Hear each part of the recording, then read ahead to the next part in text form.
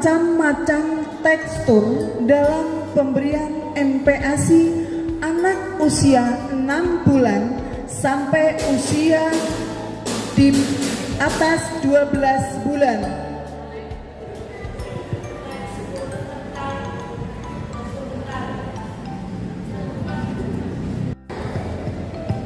Regu A dikurangi 10, regu B dikurangi 10, regu C.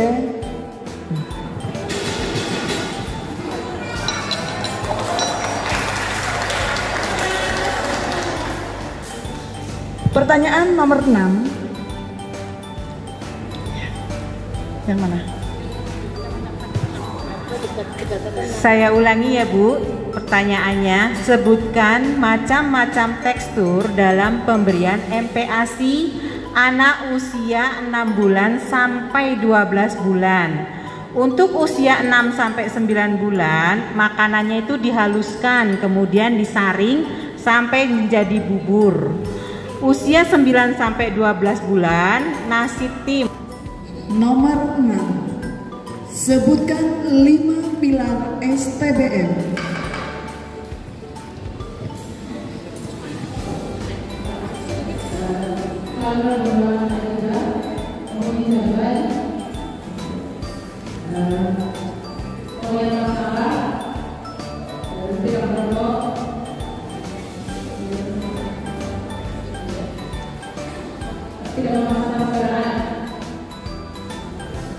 Jawaban kurang tepat.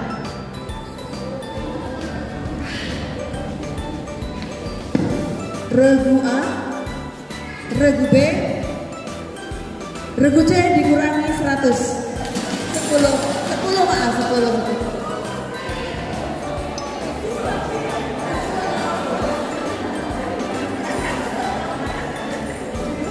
Ini pesertanya sama supporternya sama-sama deg-degan. Hampir, nyaris. Selanjutnya nomor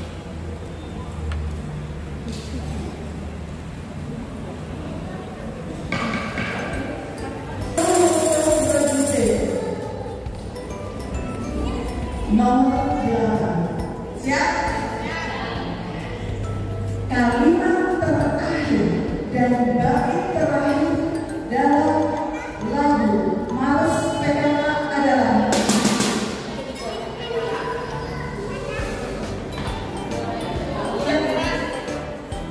Hidup Jaya PKK. Hidup Jaya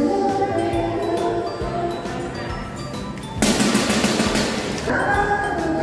Untuk lagu Indonesia Raya dan Males PKK. Indonesia Raya nomor 4, Laksanakan nomor 4.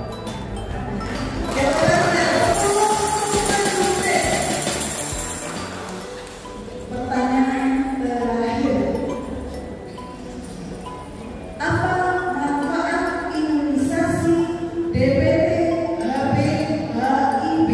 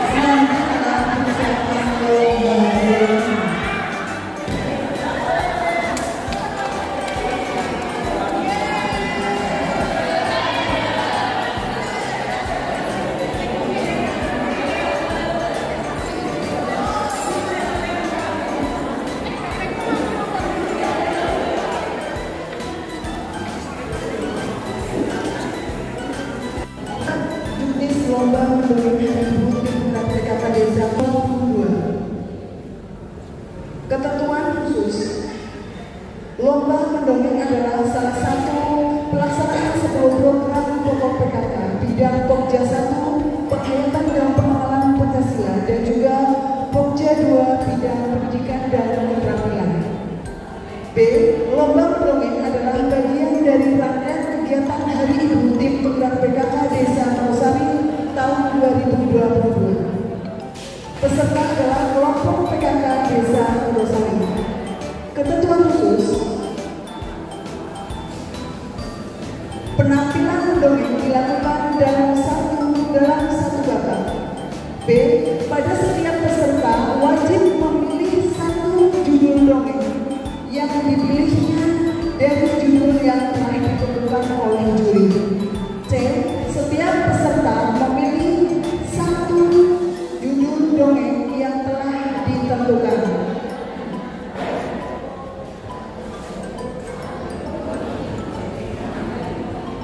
Petunjuk teknis: peserta lomba merupakan anggota kelompok PKK RW Desa Rosari. Yang kedua, setiap RW memilih untuk melakukan pendaftaran ulang kepada panitia. D.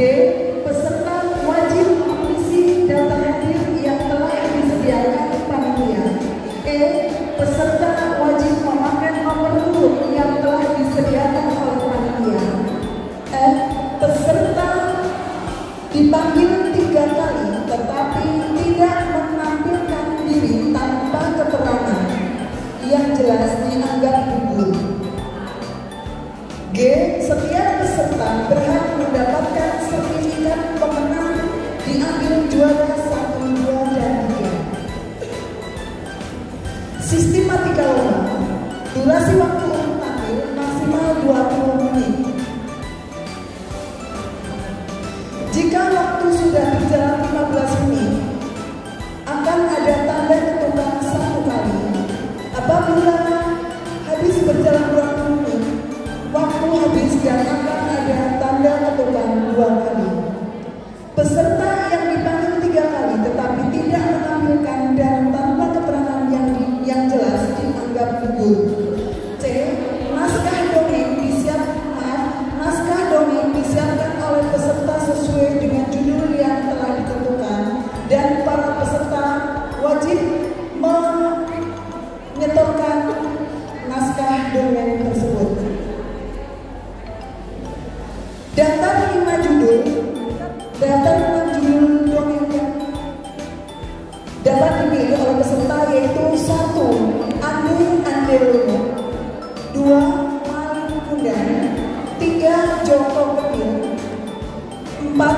Keong Mas, 5. Meluntung Pesarung, dan yang 6 adalah Jaga Taruh. Untuk penilaian, 1 adalah kreasi dan ekspresi, yang kedua vokal, yang ketiga adalah penampilan, dan yang keempat adalah alur. Penjurian, dewan juri terdiri atas 3 orang. Keputusan juri bersifat final dan tidak dapat diganggu-gugat. Baiklah, para peserta lomba dongeng pada siang hari ini adalah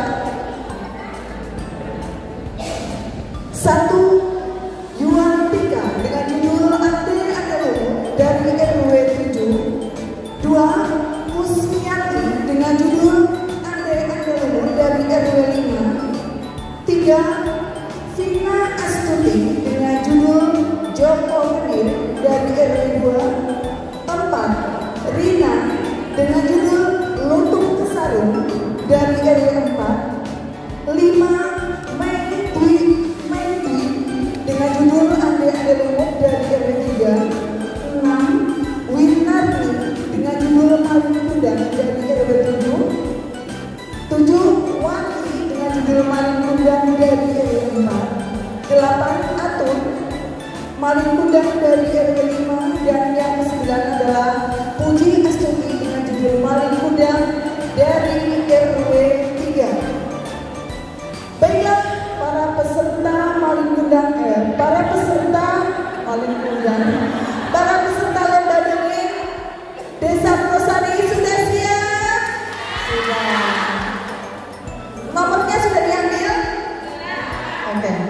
Juri siap? Oke. Baiklah, Bapak Ibu yang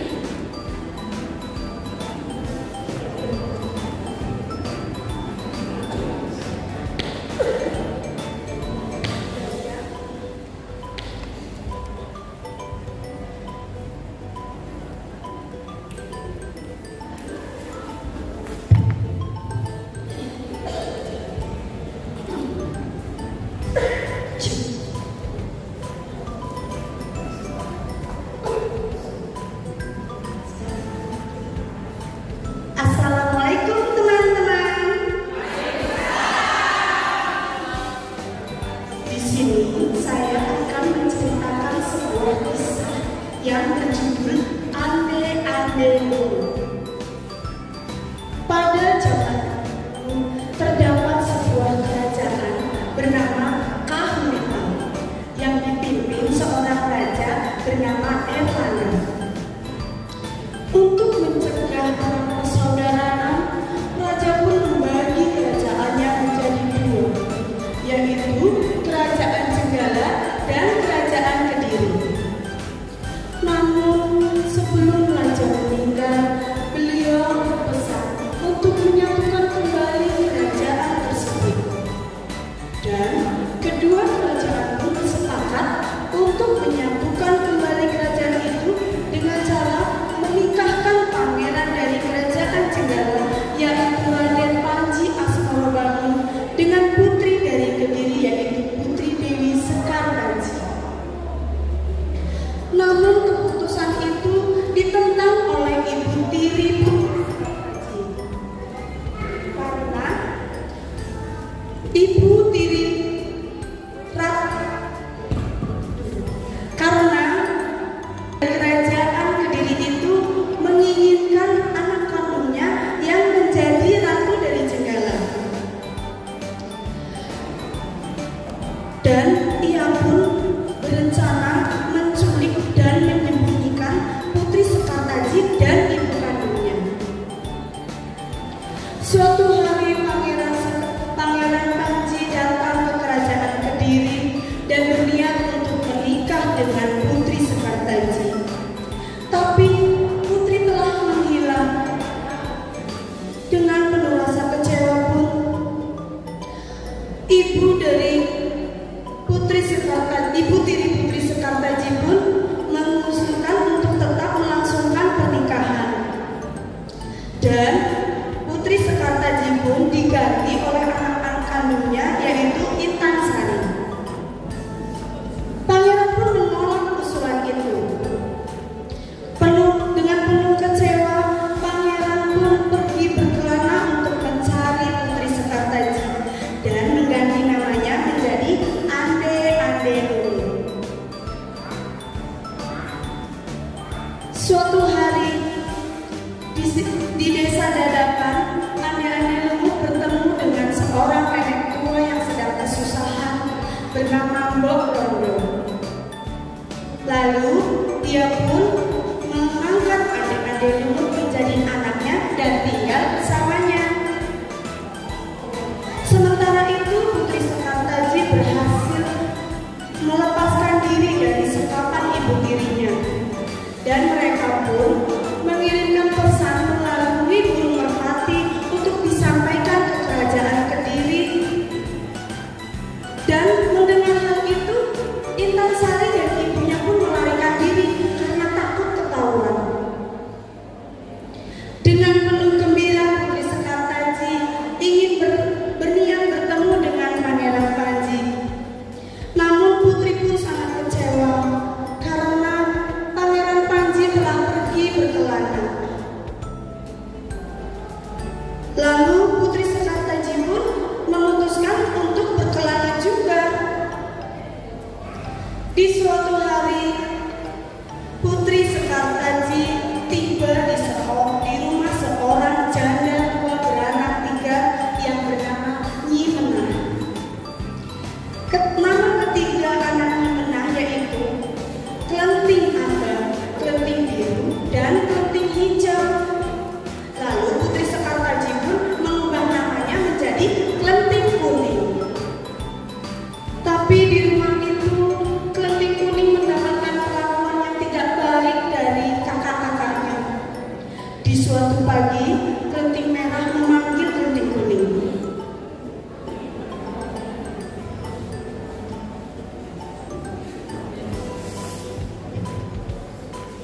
Kuning, nih, cuci bajuku sampai bersih. Pokoknya aku gak mau tahu. Besok bajuku harus bersih dan wangi. Lalu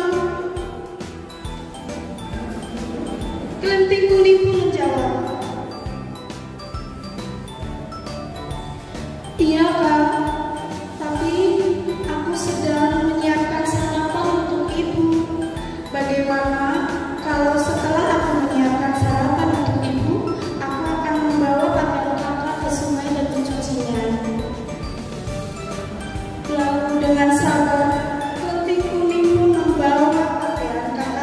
setelah menyelesaikan pekerjaannya.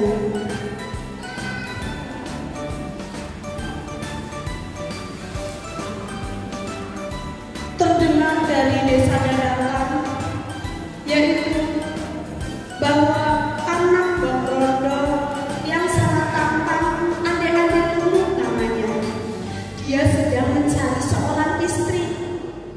Ketampanannya sangat terkenal di mana-mana dan menjadi buah bibir.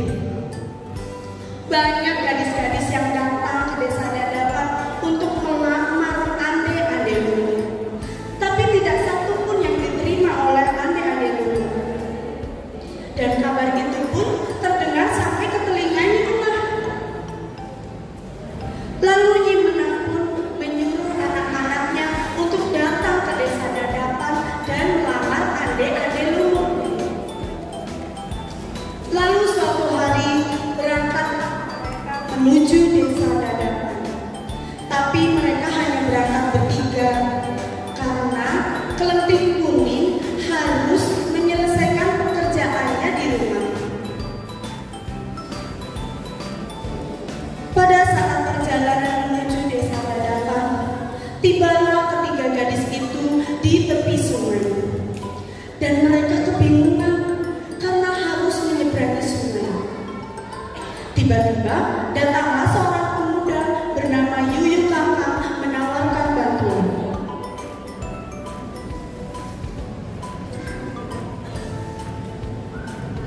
Hai gadis-gadis, saya Yuyu Kangkang. Sedang apa kalian di pinggir sungai ini? Pasti mau menyeberang ya? Sini-sini, aku bantu. Tapi dengan satu syarat. Setelah kalian menyeberangi sungai ini, maka perbolehkanlah aku untuk mencium kalian bertiga.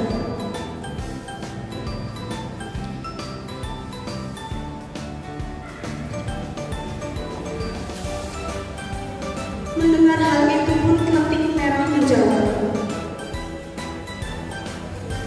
"Ih, nggak mau. Masa aku harus dicium sama kepiting jelek dan bau amis kayak kamu?"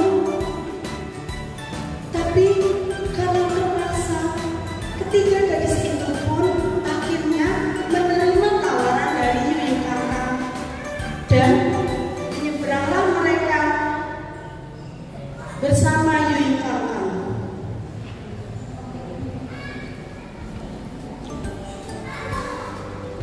Lalu tibalah mereka di desa dadakan dan bertemu dengan Mbok Rondo. Mereka pun memperkenalkan diri satu persatu. Lalu Mbok Rondo pun memanggil anaknya Ade Lumut.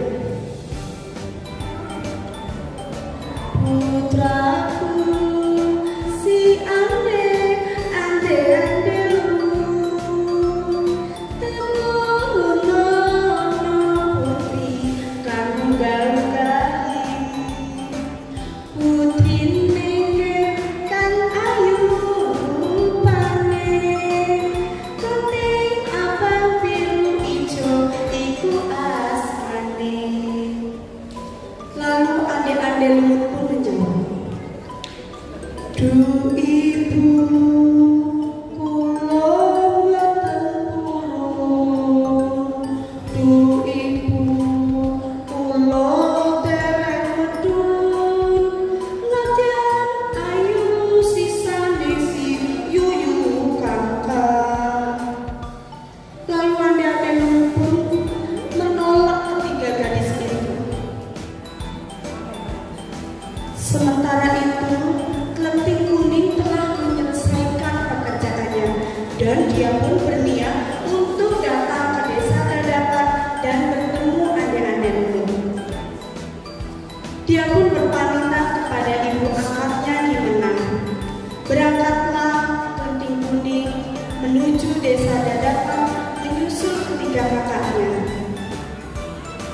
Namun lagi-lagi di tepi sungai, Kelenting Kuning pun merasa kebingungan dan datanglah Yuyu Kangkang untuk menawarkan bantuan.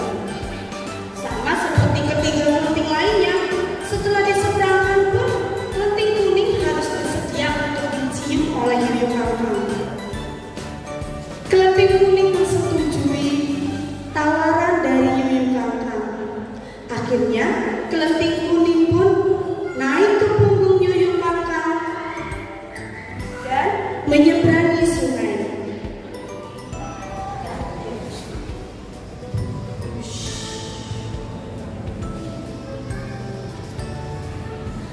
Tibalah kelenting kuning di rumah Mbok Rondo dan bertemu dengan ande-ande luhur. Ande-ande luhur merasa terkejut melihat kedatangan kelenting kuning. Duh ibu, kulo ande purun. Duh ibu, kulo badhe medun. Lajeng Allah menikosi kulo purun. Mbok Rondo pun merasa heran melihat tingkah laku anak angkatnya itu. Banyak gadis-gadis yang datang, tapi tidak satu pun dari mereka yang diterima oleh ande-ande luhur dengan berbagai macam alasan. Namun setelah kedatangan kelenting kuning yang kumal dan bau malah diterima oleh ande-ande luhur dengan wajah yang berseri-seri dan bahagia.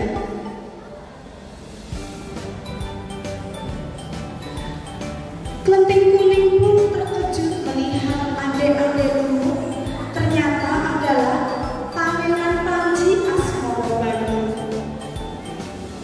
Lalu Pangeran Panji pun mengajak kelenting kuning dan ibunya Mbok Rondo ke kerajaan Jenggala dan melangsungkan pernikahan.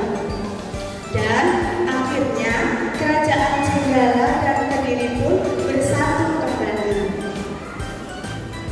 Nah, teman-teman, kira-kira pesan moral apa ya yang bisa kita ambil dari cerita tadi? Pesan moralnya adalah anak yang berbuat baik maka akan mendapatkan kesuksesan dan kebahagiaan yang di kemudian hari.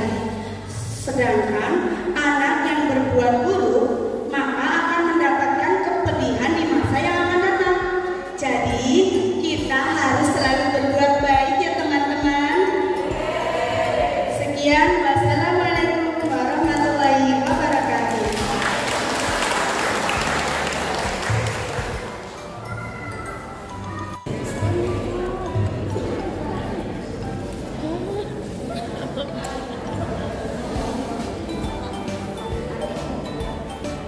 Assalamualaikum warahmatullahi wabarakatuh. Waalaikumsalam warahmatullahi wabarakatuh. Hari ini saya akan mau bercerita dengan judul Andai-andai luhur. Ini mereka kangen ya bang. Suatu hari, hai kelenting kuning, gimana sih udah jam ini kok belum ada makanan? Maaf, saya kelenting kuning kelenting kuning diangkat oleh Nyi Menang sebagai anak tirinya dengan tujuan Nyi Menang bertujuan jahat.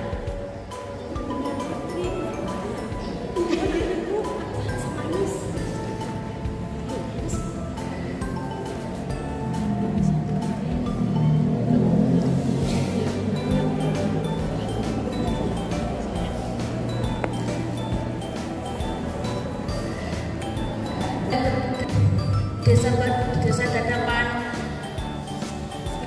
bahwa ada sayembara di sana.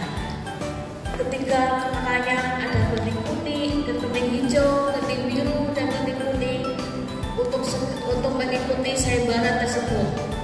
Sedangkan kelenting kuning tidak mengikuti, dianya pergi ke sungai untuk mencuci beberapa pakaian di sungai.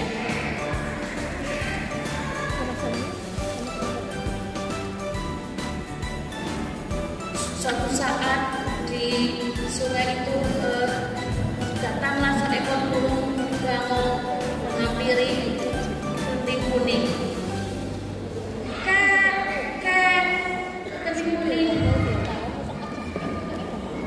Kelenting kuning pun menghampiri burung bangau tersebut. Kelenting kuning, kamu harus datang ke sayembara itu dengan membawa cambuk.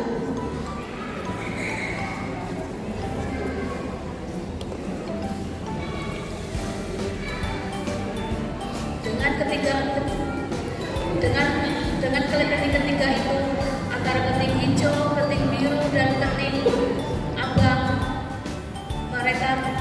berbondong-bondong menyiapkan segala sesuatunya untuk mempercantik diri dan untuk mengikuti sayembara tersebut.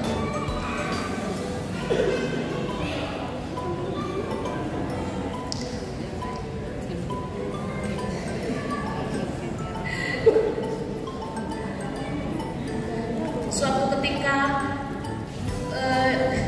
datanglah ketika penting itu di tepi sungai yang sangat luas.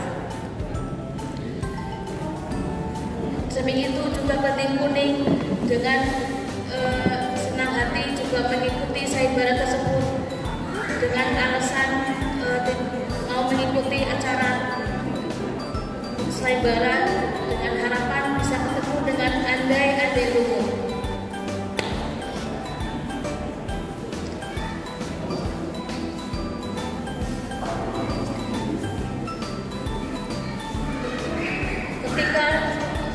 Ketika sampai di rumah Borondong, ketika Keting itu disambut dengan andai-andai luhur. Keluarlah andai-andai luhur itu ternyata pangeran yang sangat tampan dari kerajaan Inung Kertapati.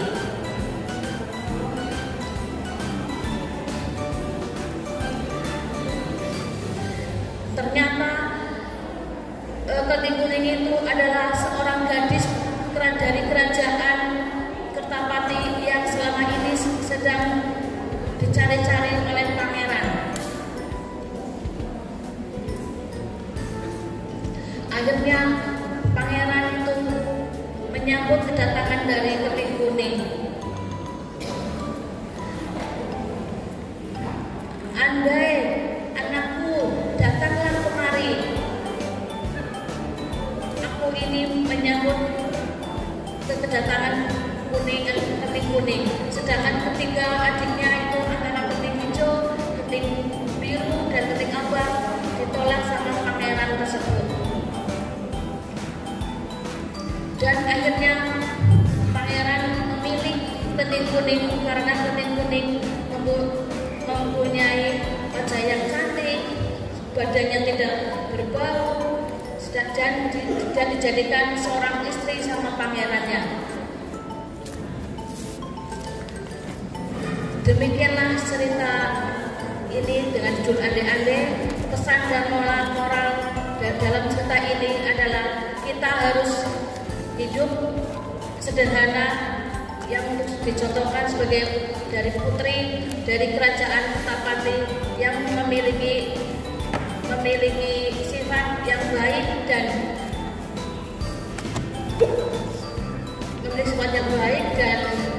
tetap hidup sederhana. Terima kasih. Selanjutnya kita lakukan nomor peserta 3 atas nama Vina Asturi dengan membawakan judul Joko Kendil. Bismillahirrahmanirrahim. Assalamualaikum warahmatullahi wabarakatuh. Apa kabar teman-teman hari ini? Ya, pada siang hari ini saya akan menyampaikan cerita tentang Joko Kendil. Joko Kendil tuku dawet, jadi pikir maraih momen. Joko Kendil anak baik, dapat istri yang cantik. Jadi begini teman-teman, inilah gambaran dari kendil. Cuma ini kecil ya. Jadi kendil itu adalah sebuah cerita yang berasal dari Jawa, tepatnya Jawa Tengah, yaitu dari kota Semarang. Inilah gambaran dari Joko Kendil. Dia adalah seorang anak yang pendek dan berbadan buncit. Mungkin begini ya teman-teman ya. Dia adalah seorang anak yang bulu rupa, pendek dan juga berbadan buncit. Itu adalah sebuah periuk yang digunakan oleh ibu-ibu zaman dahulu untuk menanak nasi.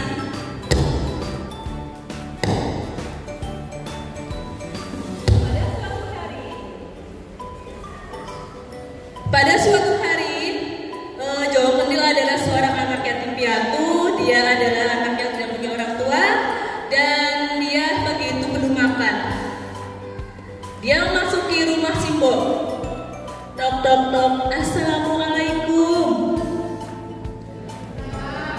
Waalaikumsalam nak. Ada yang bisa saya bantu? Ini nek, pagi ini saya belum makan. Apakah saya bisa dapat makan? Oh ya, silahkan nak, silahkan masuk.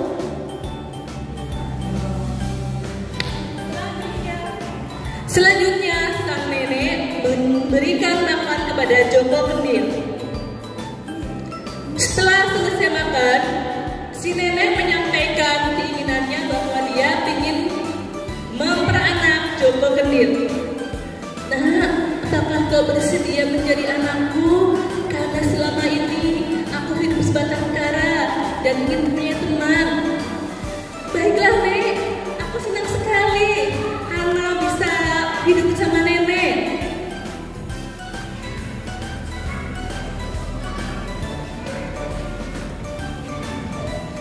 Selanjutnya,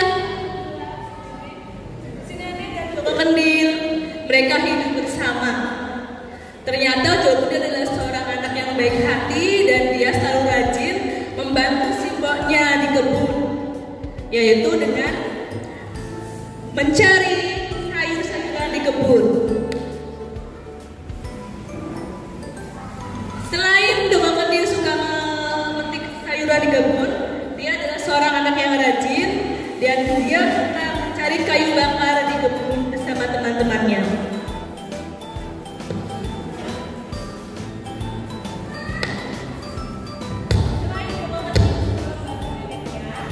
Dia juga seorang anak yang rajin dan bisa membuat layang-layang dan dibagikan oleh teman-temannya.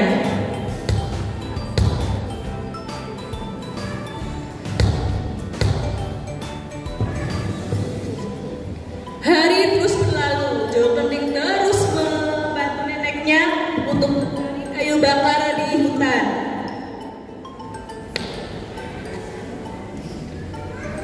Hari terus berlalu, Joko Kendil sudah beranjak dewasa dan menjadi seorang yang besar setiap harinya. Pada suatu hari, Joko Kendil menyampaikan keinginannya bahwa dia ingin menikah, tetapi dengan seorang putri raja yang cantik. Nek, aku sudah kepengen mempersunting putri raja. Si nenek pun terkejut, kenapa dia begini? Maaf nak, kita adalah seorang nenek, seorang keluarga yang miskin. Apakah kita akan berani melamar putri raja? Maaf nek, tapi tekadku sudah bulat. Aku kepingin punya istri yang cantik dan cantik cerita dan seorang yang dari keturunan raja. Selanjutnya, hari berikutnya, sang Simbo dan Joko Kendil menghadap sang raja. Ada apa kalian kesini? Maaf raja, kami bermaksud ingin melamar putri raja. Baiklah, walaupun kami dari keturunan raja, tetapi kami terima semua lamaran dari rakyat. Akan saya panggil semua anak-anak kami.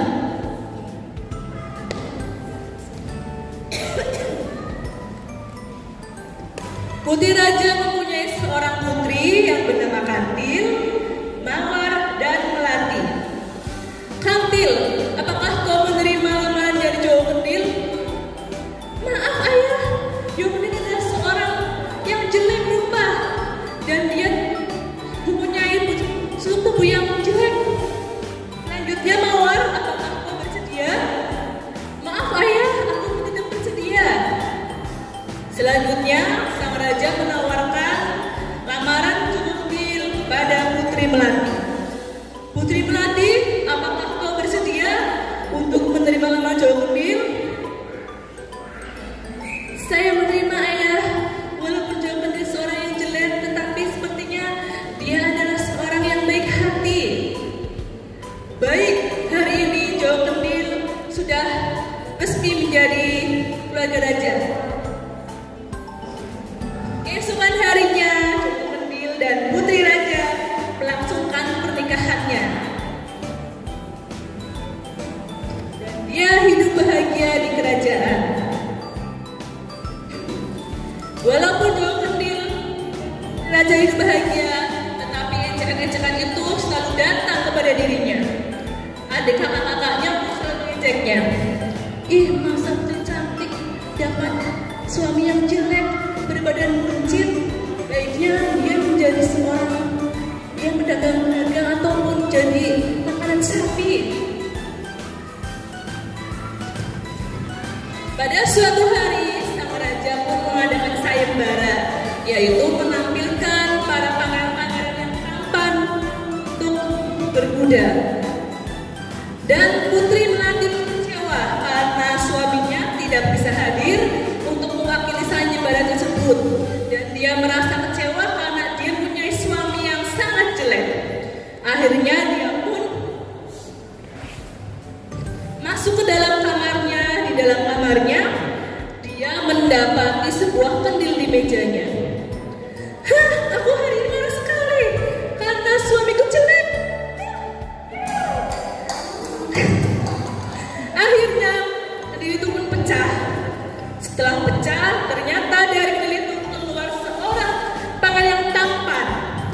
Hei, siapa kau? Kenapa kau ada di sini? Tenang Putri, aku adalah Jawa Kendil yang selama ini jelek rupa menjadi suamimu. Inilah aku. Terima kasih karena kau telah melepaskan kutukanku. Alhamdulillah.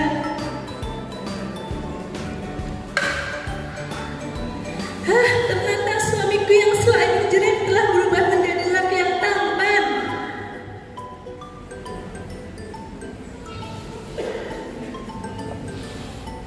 Akhirnya Jawa Kendil dan Putri Melati hidup bahagia di kerajaan. Jawa Kendil telah berubah menjadi laki yang tampan dan gagah. Tetapi ejekan itu selalu hadir dari kakak-kakaknya, yaitu Putri Kantil dan Putri Mawar. Dan rasa iri pun hadir di hati mereka. Ternyata selama ini yang kita ejek adalah seorang laki yang tampan. Aku iri dan aku menyesal telah menolak lamaran dari Jawa Kendil.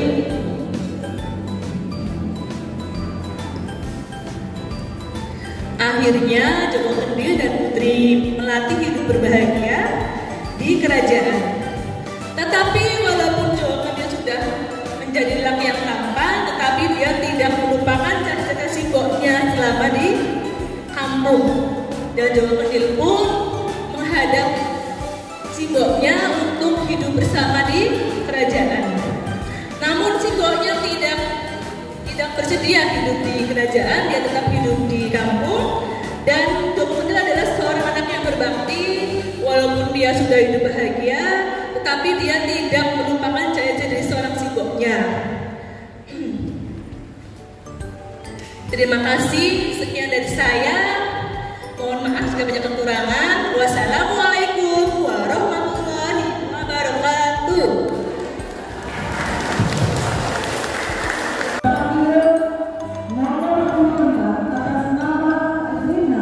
Dengan membawakan judul Lubang Lestari.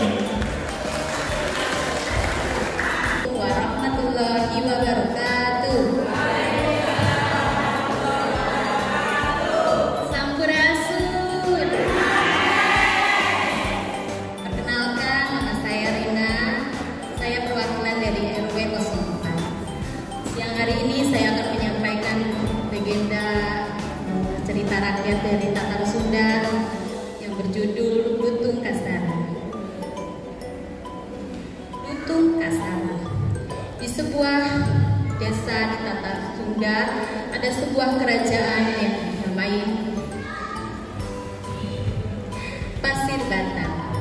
Pasir Batang mempunyai raja bernama Prabu Tapaam. Sang raja mempunyai 7 orang putri. Semua putri sangat cantik-cantik, tetapi ada satu putri yang bungsu bernama Purbasari yang sangat cantik juga baik hati. Tetapi dari baik hatinya Purbasari itu kebalikannya dengan kakak kakak sulungnya yaitu Purbalarang. Purbalarang mempunyai rasa dengki juga tamak. Raja sudah tua, dia ingin menyerahkan tahtanya. Dia sudah melihat perilaku putri bungsunya juga putri sulungnya. Akhirnya raja memutuskan untuk menyerahkan tahtanya kepada putri bungsunya. Di hadapan rakyat dan ketujuh putrinya, raja menyerahkan tahtanya kepada Purbasari. Purbalarang pun sangat kesal.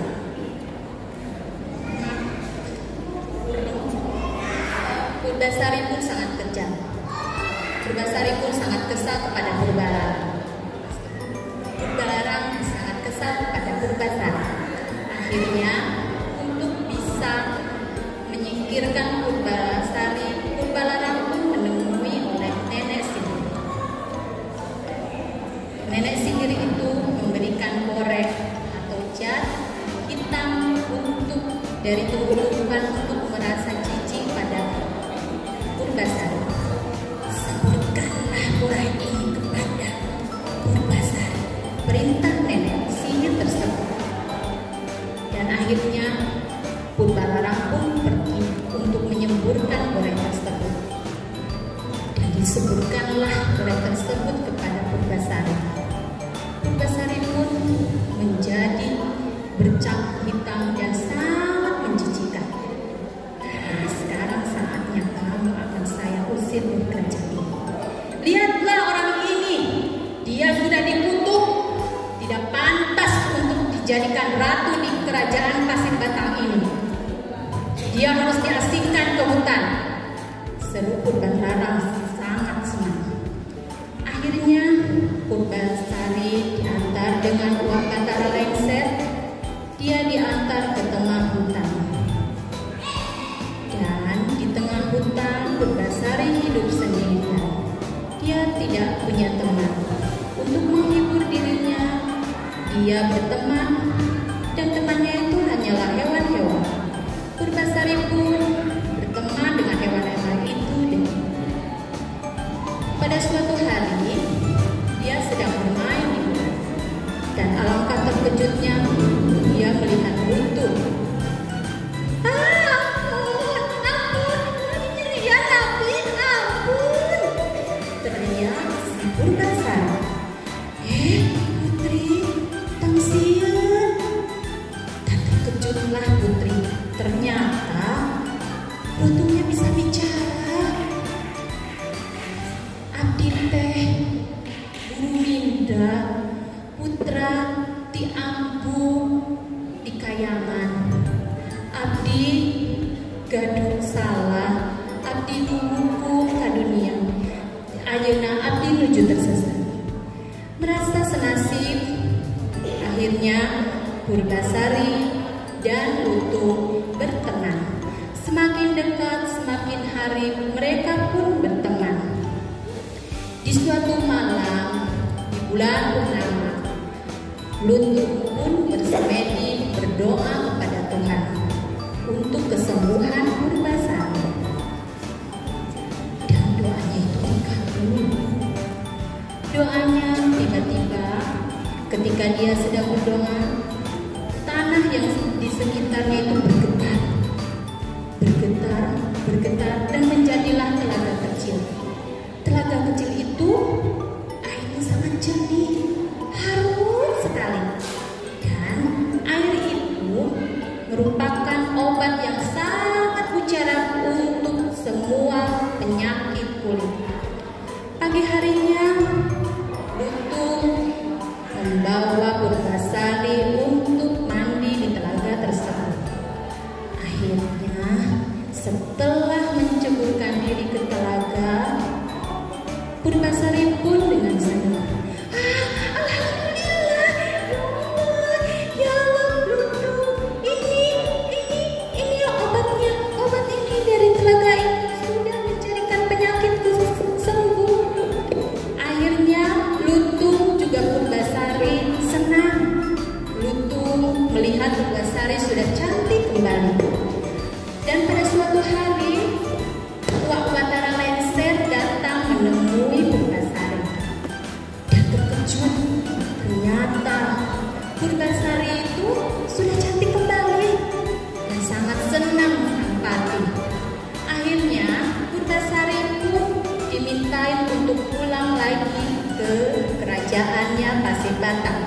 karena ini juga perintah dari Prabu Tapa Agung. Akhirnya mereka pun pulang ke kerajaan. Di kerajaan sangat-sangat senang, rakyatnya menyambut semuanya, kecuali satu orang, Purbalarang. Merasa terancam tahtanya, Purbalarang pun mendatangi sang prabu. Ayah, aku ingin mengadakan sayembara. Sayembara, jikalau sayembara ini bisa dimenangkan oleh sang adik Purbasari, aku siap untuk menyerahkan tahta ini. Janji Purbalarang. Sang raja pun bersedia dan sayembara pun dimulai. Sayembara pertama yaitu adu memasak. Memasak itu dimenangkan oleh Purbasari. Tak mau kalah lagi, sayembara kedua adalah adu panjang rambut. Lagi-lagi Purbasari yang menang. Tak mau kalah, akhirnya si Purbalarang itu menemui lagi sang raja. Ayah, tolong kasih satu lagi sayembara, yaitu adu ketampanan calon suami. Pinta sang Purbalarang. Ayahnya pun menyetujui dan Purbalarang pun sedang. Dia menunjuk, inilah tunanganku Indrajaya yang sangat tampan. Majulah Indrajaya. Dia dengan sombongnya dan percaya diri, dia akan memenangkan lomba ini. Purbalarang pun mendesak Purbasari untuk menunjukkan siapa calon suaminya. Ayo, Purbasari, di mana calon suaminya? Akhirnya terdesak dan Purbasari pun menunjuk Lutung Kasarung sebagai suami. Tapi Purbalarang dan Indrajaya malah tertawa. Iya, Lutung hidup. Tunangan mana? Iya. Merasa diejek, merasa dihina, Lutung Kasarung pun bersila. Dia berdoa kepada Tuhan agar dia menjadi sosok kembali Guru Dewi Gurminda, dan doanya dikabul. Lutung Kasarung itu menjadi Gurminda kembali dengan sosok yang gagah dan tampan. Semuanya terpesona oleh Gurminda. Dan sayembara pun dimenangkan oleh Purbasari. Purbalarang dan Indrajaya dihukum, tetapi lagi-lagi si Purbasari yang sangat memaafkan kakaknya dan bahkan dia boleh tinggal di istananya. Gurminda dan Purbasari menikah dan akhirnya menjadi raja dan ratu dan hidup bahagia. Jadi untuk dongeng dari Tatar Sunda ini kita bisa mengambil 3 pesan. Kedengkian, iri hati itu tidak bisa dipelihara dalam diri kita karena itu akan memberikan kita sakit hati. Jangan pernah memandang rendah orang lain dan sesuatu yang baik pasti akan jadi pemenangnya. Wassalamualaikum warahmatullahi wabarakatuh.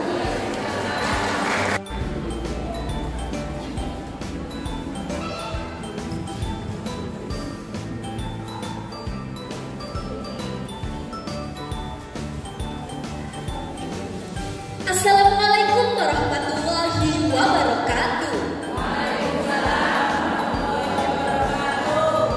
Salam sastra, salam budaya, salam untuk kita semua.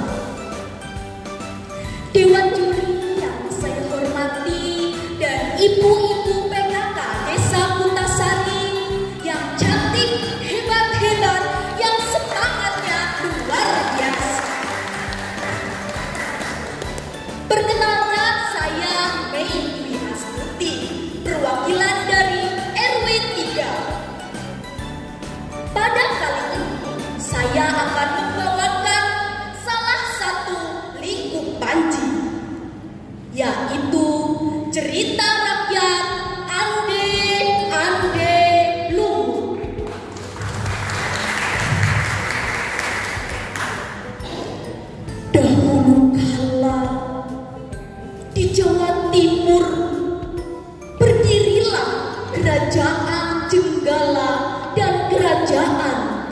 diri. Untuk menyatukan kedua kerajaan tersebut, dijalinlah ikatan pernikahan antara putra dan putri mahkota, yakni Panji Asmara Bangun dan Dewi Sekar Taji.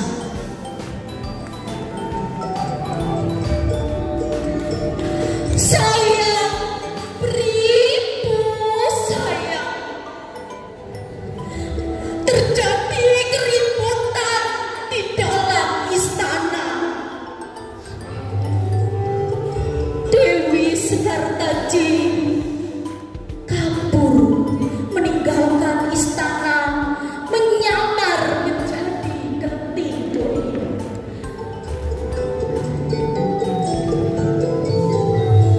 Ia pun tinggal di sebuah desa bersama dengan 3 kakak tirinya, yakni Kenting Merah, Kenting Biru, dan Hijau. Mereka memperlakukan Kenting Kuning seperti pembantu. Sementara itu, Panji Asmara Bangun menyamar mencari Dewi Sekar Taji yang hilang. Ia pun tinggal di rumah Mbok Rondo dan Dapat. Ia menyamar sebagai Ande Lumut. Suatu hari, Ande Lumut melakukan sebuah sayembara untuk mencari calon istrinya. Kabar ini pun didengar oleh ketiga Kenting Merah, Hijau, dan Biru. Mereka sangat kegirangan mendengar kabar tersebut dan mereka berniat untuk mengikuti sayembara tersebut. Mereka yang sombong mengejek Kenting Kuning.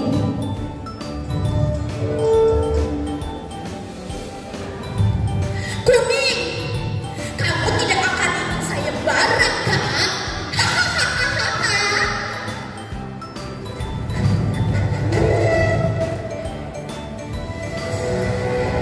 Ya iyalah, dia kan hanya seorang pembantu.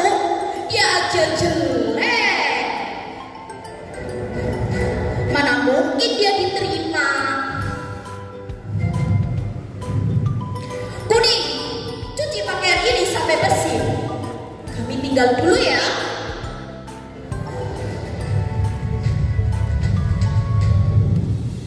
Tiba-tiba di tengah perjalanan mereka kebingungan. Di hadapan mereka ada sungai yang sangat luas dan dalam. Mereka kebingungan untuk melewati sungai tersebut. Kemudian muncullah seekor kepiting yang genit.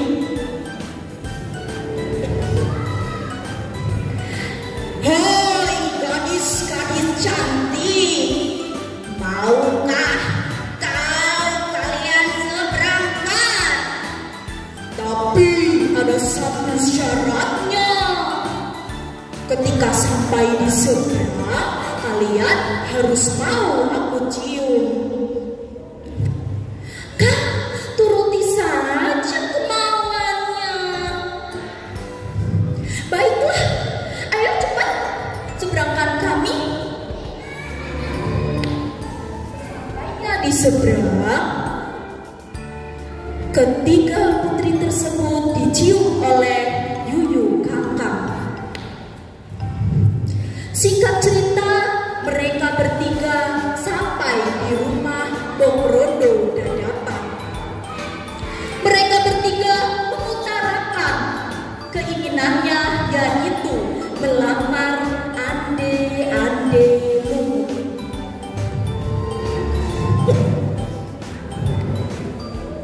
Kemudian Begrondo Dadapan memanggil ande lumut sambil bernyanyi.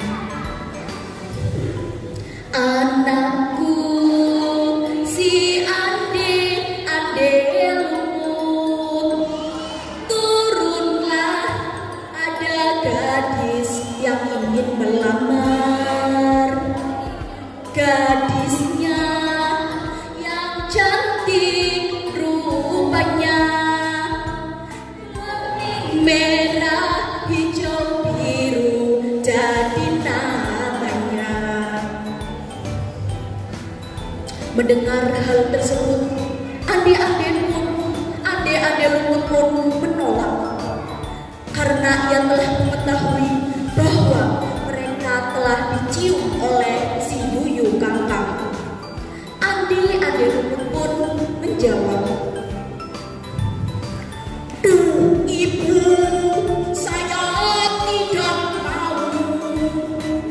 Waduh ibu, saya takkan turun. Walau cantik itu sisanya si Yuyu Kangkang." Sementara itu, Kelting Kuning menyusul ketiga kakak tirinya, diseberangkan oleh si Yuyu Kangkang. Sesampainya di seberang, ia bergegas mengotorinya dengan kotoran ayam. Yuyu Kangkang lalu Kelting Kuning mengatakan, "Hei Yuyu Kangkang, masihkah kau ingin ku?" Lalu Yuyu Kangkang, "Kau dari sekali, aku tidak mau menciummu. Pergi sana."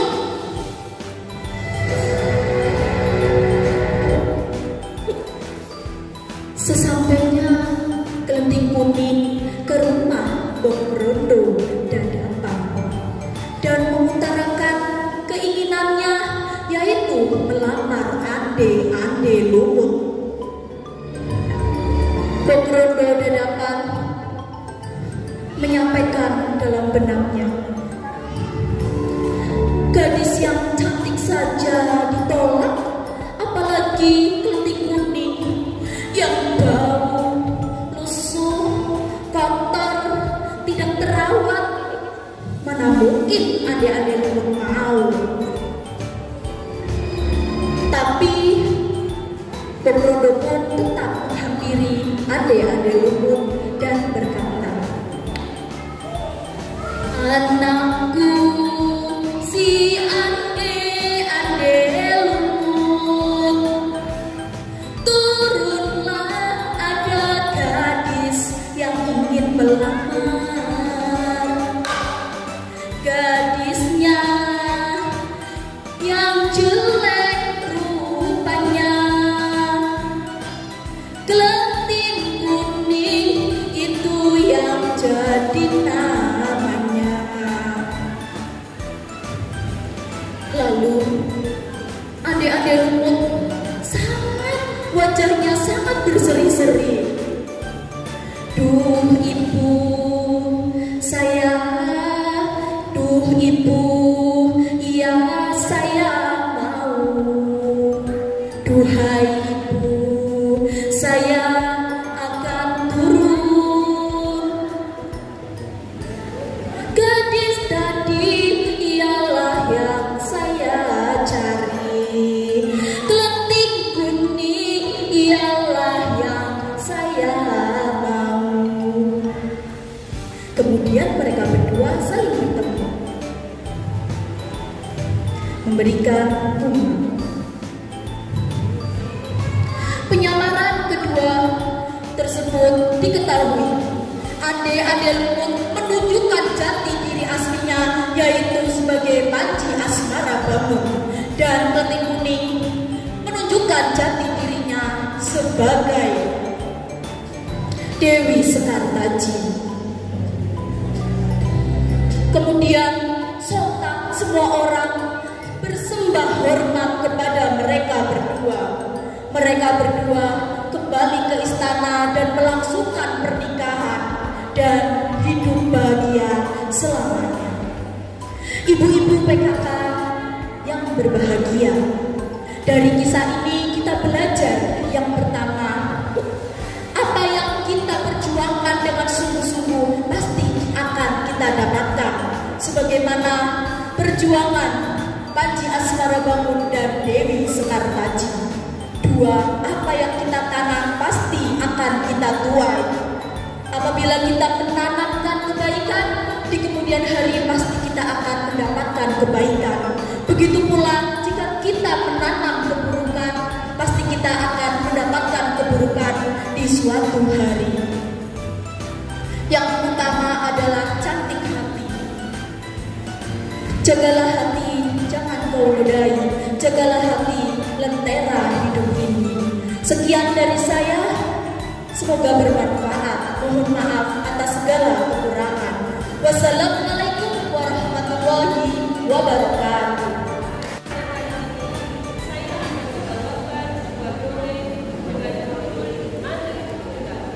Pantai Sumatera Barat, hiduplah seorang janda dan anak kesayangannya yang bernama Malin Kundan. Setelah suaminya meninggal, Ibu Malin harus berjuang menghidupi dirinya dan Malin. Malin merupakan seorang anak yang manja dan penyayang.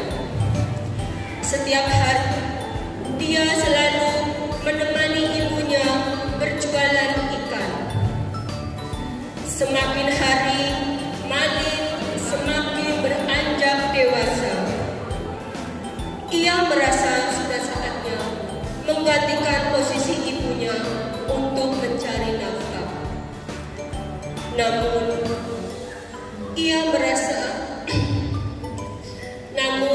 ia memiliki keinginan lain ketika melihat banyak teman-temannya yang sukses setelah merantau ke kota seberang. Hingga pada suatu pagi, Malin meminta izin kepada Ama. "Ma, Malin ingin merantau ke kota seberang supaya menghasilkan uang banyak untuk Ama." Ibu Malin terkejut mendengar keinginan putra kesayangannya. "Jangan, Nak. Jangan pergi. Ama takut terjadi hal yang buruk yang menimpamu jika kamu kota." Malin meyakinkan ibunya bahwa tidak akan terjadi apa-apa jika ia merantau ke kota. Dengan hati gelisah, Ibu Malin melepaskan kepergian Malin. "Hati-hati, Nak. Jangan lupa pulang."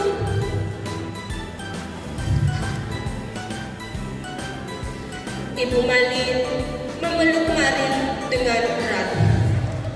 Ia melambaikan tangan melepas kepergian Malin di tepi pantai air manis. Setelah berminggu-minggu, berbulan-bulan, bahkan bertahun-tahun, Malin pun tak kunjung pulang. Sambil menangis, Ibu Malin berkata, "Nak, kenapa kamu tak pulang?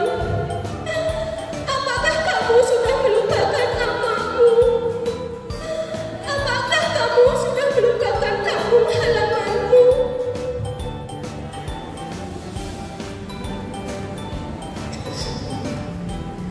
Pada suatu pagi, Ibu Malin mendengar kabar dari anak tetangga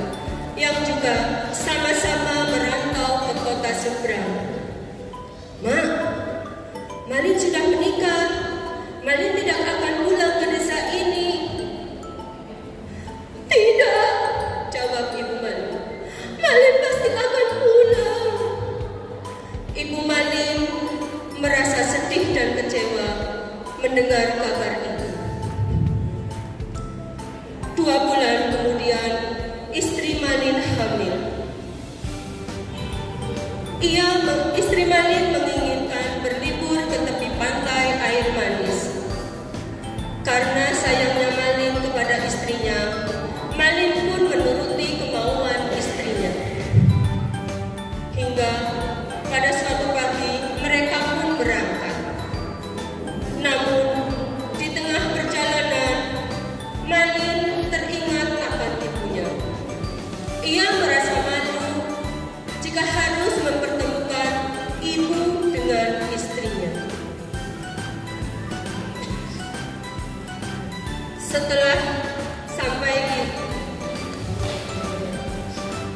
ketika kapal menepi, Ibu Malin yang sedang berjualan ikan melihat dari kejauhan bahwa yang datang itu anaknya. Ia sangat yakin bahwa itu adalah Malin.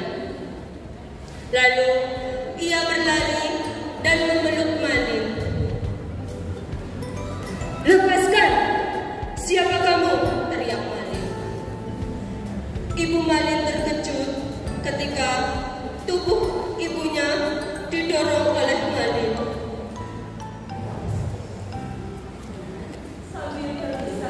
Malin berkata, "Nak, aku ini amakmu, amak yang telah melahirkanmu.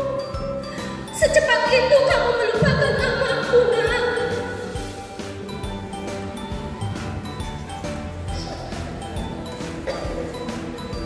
Dengan perasaan sedih dan marah, Ibu Malin berdoa kepada Tuhan.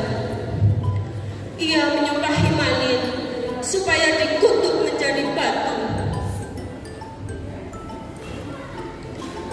"Ya Tuhan, kutuklah anakku menjadi batu."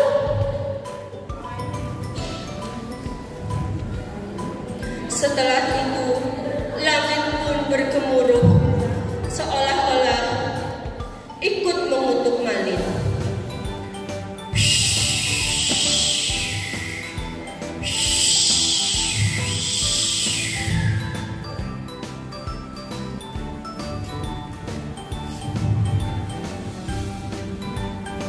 "Ama, maafkan anakku yang durhaka ini," teriak Malin. Namun setelah itu kapal terombang-ambing di tengah laut hingga karam dan pecah.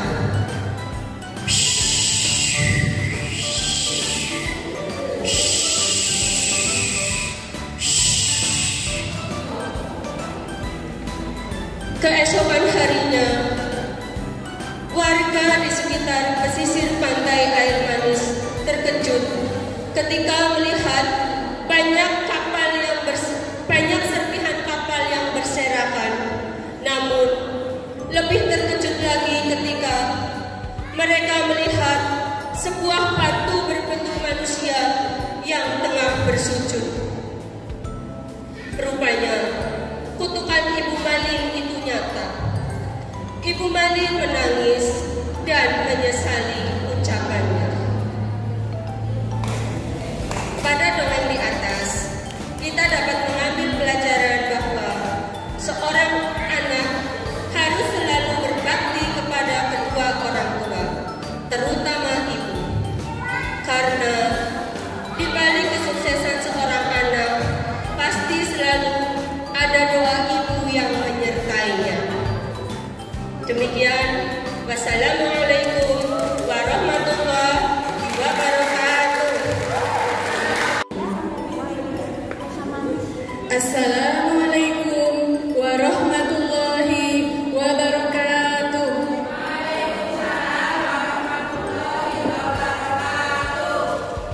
Halo teman-teman, apa kabar hari ini?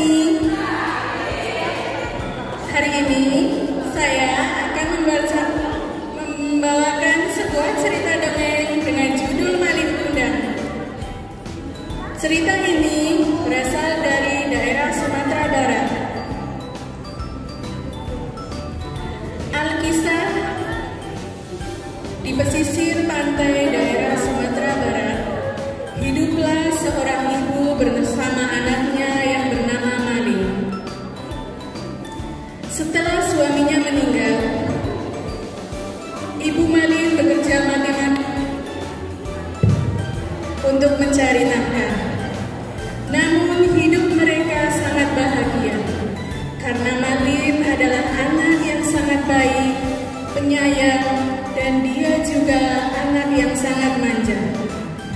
Setiap hari mereka bekerja menjual ikan di pinggir pantai.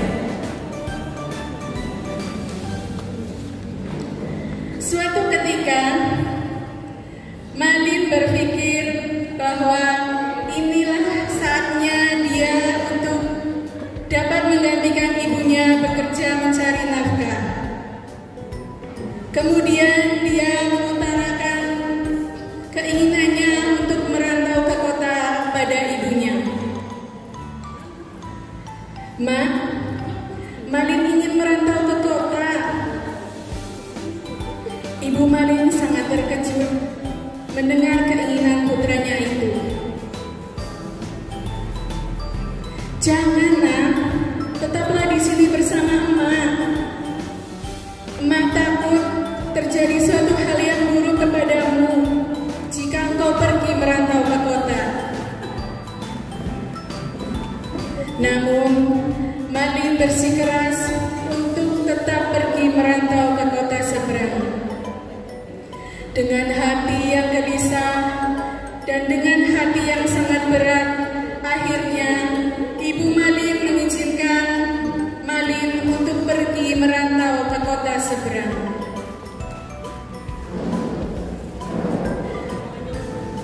Ibu Malin mengantarkan Malin yang akan pergi merantau ke kota seberang. Dia mengantarkan Malin di tepi pantai air manis. Dia memeluk erat tubuh Malin dan melepaskan keperihan Malin.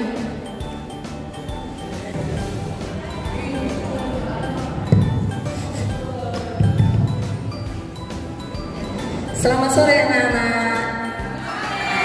Masih semangat? Tepuk semangat.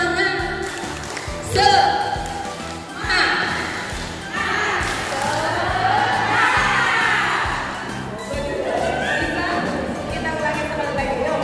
Tepuk semangat.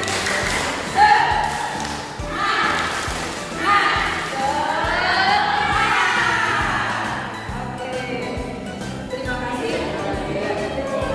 Semangat. Hari ini Sudah, apa itu Malin undang? Anak yang durhaka. Apa itu durhaka? Ada?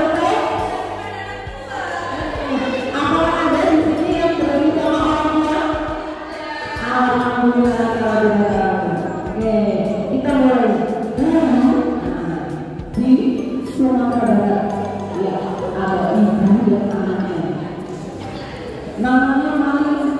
Malin sangat dimanja oleh ibunya. Kemana-mana selalu berdua. Ke kanan, kemana berdua. Karena itu Malin sangat menyayangi ibunya. Karena sudah tidak ada orang tuanya, dan juga orangnya. Sudah kenal sama Malin belum? Belum. Saya kenal. Malin itu pemuda yang beda. Setelah dia tumbuh dewasa, dia menjadi beda dan kuat. Ya, banyaknya sunnah. Dia pun ramah kepada siapa saja. Ya, kalau ada orang dia sapa. Dia juga suka menolong. Tidak ada orang dengan saja bergantian. Dia suka menolong. Setelah dewasa, dia berpikiran, ibuku sudah tua, aku sudah besar, masa iya ibuku mau terus bekerja? Dia selalu berkata, ya, aku ingin bekerja, apalagi dia tidak teman-teman kerjanya yang pergi ke luar negara untuk bekerja. Mereka cepat sekali saya. Dia ingin seperti itu. Dia selalu termenung menunjukkan. Di satu sisi, kalau dia pergi, itu kasihan karena benar. Tapi kalau dia tidak pergi, kehidupannya akan tetap seperti itu. Dia ingin merubah nasib. Suatu hari, dia harus merubah nasib saya. Malin Kundang menyadari itu adalah ibuku. Tapi karena rasa malu aku kepada istriku dan keluarganya, aku lupakan semua. Dia pun berteriak, "Ibu, maafkan aku, Bu. Cabutlah kutukanmu." Malin Kundang terus berteriak untuk meminta maaf kepada ibunya. Tapi sayang, Malin Kundang suaranya sudah tidak terdengar. Begitu ganasnya ombak yang terus berputar-putar hingga menghempaskan kapal mereka ke kanan ke kiri jungkir balik. Dan suara Malin Kundang lenyap, tidak ada. Perlu diketahui oleh kita bahwa amarah seorang ibu bisa merubah kekuatan alam yang maha dahsyat. Itulah hingga kapal yang terus berputar di laut itu menghantam karang dan pecah. Akhirnya Malin Kundang meninggal dunia. Dengan apa? Tentunya dengan kutukan yang disertakan oleh ibunya. Pagi harinya orang-orang keluar untuk ke pantai melihat. Ada kapal, serpihannya banyak sekali. Wah, mereka tertawa. Kapal siapa ini? Mereka mencari. Lebih terkejut lagi, di satu sisi mereka melihat ada batu yang menyerupai manusia sedang berjujur. Dan mereka mengatakan, jika air sedang pasang, mereka suka mendengar, "Ibu, maafkan aku." Tapi sayang, sungguh sayang, maaf itu tidak pernah sampai kepada ibunya. Betul? Karena sudah meninggal dunia. Mandai Rubaya sangat menyesal karena telah mengutuk anaknya menjadi sebuah batu. Itulah pelajaran yang bisa saya sampaikan. Dan pelajarannya adalah bagaimanapun seorang ibu janganlah mendurhakainya, membentaknya. Pertama, sebaik-baiknya anak adalah yang menghormati orang tuanya, bagaimanapun orang tuanya. Perlu diingat bahwa surga berada di bawah telapak kaki ibu. Sesukses apapun kita, tanpa orang tua, nol. Begitu, demikian. Terima kasih. Assalamualaikum warahmatullahi wabarakatuh.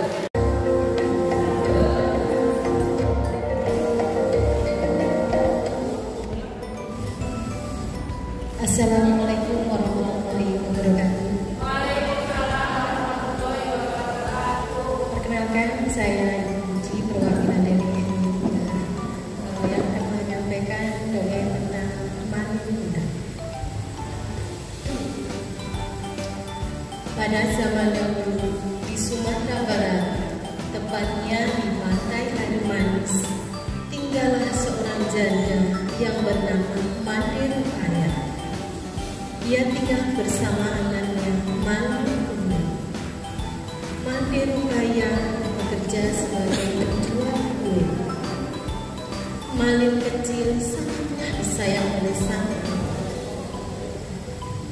Pada suatu hari, Malin kecil sedang bermain dan terjatuh hingga menimbulkan luka di lengannya.